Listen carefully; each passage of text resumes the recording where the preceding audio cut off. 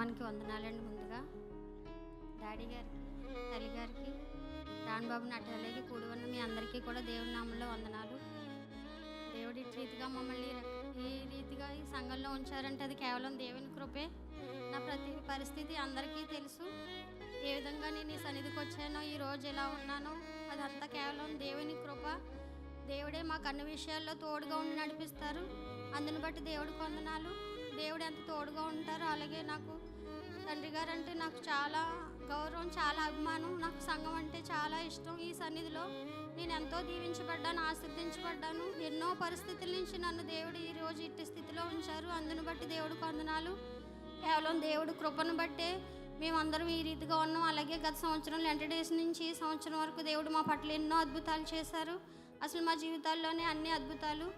ఈ సంవత్సరంలో మరి దేవుడు ఎన్నో అద్భుతాలు చేశారు. రూప విషయం మీ అందరికీ తెలిసిందే. అనుకోని రీతిలో ఎంఎస్ చేయడానికి అమెరికా వెళ్ళింది. అక్కడికి వెళ్ళి చదువు పూర్తయ్యే లోపల ఈ సంవత్సరంలో చదువు అయిపోయింది, ఎంఎస్ పూర్తయింది అనేసరికి జాబ్ చేయడానికి పర్మిషన్ కోసం అక్కడ చాలా ప్రాబ్లమ్స్ వచ్చినాయి. వాటన్నిటిలో కూడా దేవుడు తోడుగా నడిపించారు. డాడీ గారు సంఘం అంతా కూడా ప్రార్థన చేశారు. ప్రతి విషయం కూడా ఫోన్ చేసి అక్కడి నుంచి ప్రార్థన చేయించుకుంటుంది. డాడీ గారికి ఫోన్ చేసి ఏమీ పర్వాలేదమ్మా, ఇది చాలా ఈజీగా అయిపోద్దని చెప్పారు. అక్కడ అలాగే జాబ్ చేసుకోవడానికి కూడా పర్మిషన్ ఇచ్చారు. ఎందుకంటే అది ఎంత భయంకరమైన విషయం అంటే, అది రాకపోతే, ఆ పర్మిషన్ రాకపోతే జాబ్ చేసుకోవడమే కాదు, అక్కడ ఉండడానికి కూడా వీలు లేని పరిస్థితి అలాంటిదని చెప్పారు. కానీ ఆ విషయంలో దేవుడి సంవత్సరంలో ఎంతో అద్భుతం చేశారు. అందరూ కూడా ఎంతో ప్రార్థన చేశారు. అలాగే మా ప్రతి విషయంలో దేవుడు అన్నిటికన్నా ముఖ్యంగా కోర్టు విషయం ఈ సంవత్సరంలో ఎప్పటి నుంచో మా అత్తగారు నా మీద కోర్టు విషయం అనేక సంవత్సరాల నుంచి, మా అత్తగారు అయితే చనిపోయింది కానీ ఆ కోర్టు విషయం నాకు ఈ సంవత్సరం అయితే చాలా 2024 సంవత్సరం చాలా ఇబ్బంది పెట్టింది. ప్రతి వారం ఆ కోర్టు వాయిదా వచ్చేది. మా ఇంట్లో శుక్రవారం గృహకూడిక మా ఇంట్లో పెట్టుకోవడానికి దేవుడు కృప చూపించారు తండ్రి గారి ద్వారా. ఆ ప్రార్థన రోజునే, శుక్రవారం రోజునే నాకు ఆ కోర్టు వాయిదా వచ్చేది. కోర్టు విషయం అందరికీ తెలిసిందే. కరెక్ట్గా టైంకి కోర్టు దగ్గర ఉండాలి. మన పుష్పాంజలి ఆంటీ చెప్పారు, అది పిలిచినప్పుడు వెంటనే లేకపోతే అది కేసు ఉన్న వాళ్ళకి అది మళ్ళీ చాలా ప్రాబ్లం అవుతుంది. చాలా ఇబ్బంది పడ్డాను ఆ విషయంలో.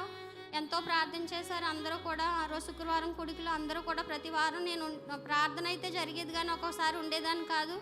తర్వాత కొంతసేపు అయ్యాక వచ్చేదాన్ని. దాని తర్వాత డాడీ గారితో చెప్పాను, ఇలాగని అది ఏది ఉండదమ్మా అని కొట్టివేస్తారని చెప్పారు. అలాగే 2 వారాల తర్వాత కోర్టు కొట్టివేయడం జరిగింది. ఈ సంవత్సరంలో ఆ కేసు విషయంలో ఎన్నో రకాలుగా అనేక మంది సాక్షులను పిలిచి చాలా అందరినీ కూడా అడిగారు. ఎందుకంటే ఆవిడ ఏం పెట్టిందంటే, నా మీద వ్యతిరేకంగా మా ఇంట్లో ఉండట్లేదు, నన్ను కొట్టి మా ఇంట్లోకి వచ్చి ఉంది, నన్ను కొట్టేసి దాన్ని హాస్పిటల్లో చేసి అదంతా వేరే విషయం. కానీ దేవుడే తోడేయండి ఆ విషయంలో విడిపించారు. ఆ కోర్టు కేసు నుంచి విజయం ఇచ్చారు. అందుని బట్టి దేవుడికి వందనాలు. అలాగే బాబు విషయం మీ అందరికీ తెలిసిందే. నాకు 2 పాపలు, భాగ్య కూడా బీటెక్ పూర్తయింది. పిల్లలు చిన్నప్పుడు నేను ఈ సన్నిధికి రావడం జరిగింది. నన్ను చంద్రక్క, పద్మక్క వాళ్ళందరూ ఇక్కడికి తీసుకొచ్చారు ఈ సంఘానికి. అప్పటి నుంచి కూడా ఒకసారి తండ్రి గారిని ఇంటికి తీసుకొచ్చి ప్రార్థన చేయించి, అప్పటి నుంచి కూడా నేను అంటే ఎంతో భారంగా, నేను ఏ స్థితిలో వచ్చినా కూడా ఎంతో ప్రేమతో పలకరించి ప్రార్థన చేసేవారు. అమ్మ నీకు ఏమీ కాదని. నాకు సన్నిధికి రావడం కూడా భయంగా ఉండేది. అసలు నేను సరిగ్గా వచ్చేదాన్ని కాదు. ఎప్పుడైనా ఎవరైనా దింపితేనే వచ్చేదాన్ని. కానీ దేవుడు కృపను బట్టి అవన్నిటి నుంచి, ఆ బంధకాల నుంచి విడిపించి ప్రతి వారం రావడానికి ఎన్నో రకాలుగా మా పట్ల దేవుడు కృప చూపించారు. అన్ని విషయాల్లో తోడుగా ఉన్నారు. అలాగే బాబుకు బాప్తీసం తీసుకోవాలి ఈ సంవత్సరం అని డాడీ గారితో చెప్పినప్పుడు, అలాగేనమ్మా బాప్తీసం ఇద్దామని ప్రార్థన లెంట డేస్లో బాబు పుట్టినరోజు మార్చి 17ని ఆ రోజు డాడీ గారికి చెప్పినప్పుడు, అలాగేనమ్మా చేద్దామన్నారు. ఇంటికి వచ్చి ప్రార్థన పెట్టి బాప్తీసం ఇచ్చారు బాబుకి. అందుని బట్టి దేవుడికి వందనాలు. అన్ని విషయాల్లో దేవుడు మా పట్ల ఎంతో కృప చూపించారు. ఎన్నో వాటి నుంచి విడిపించారు.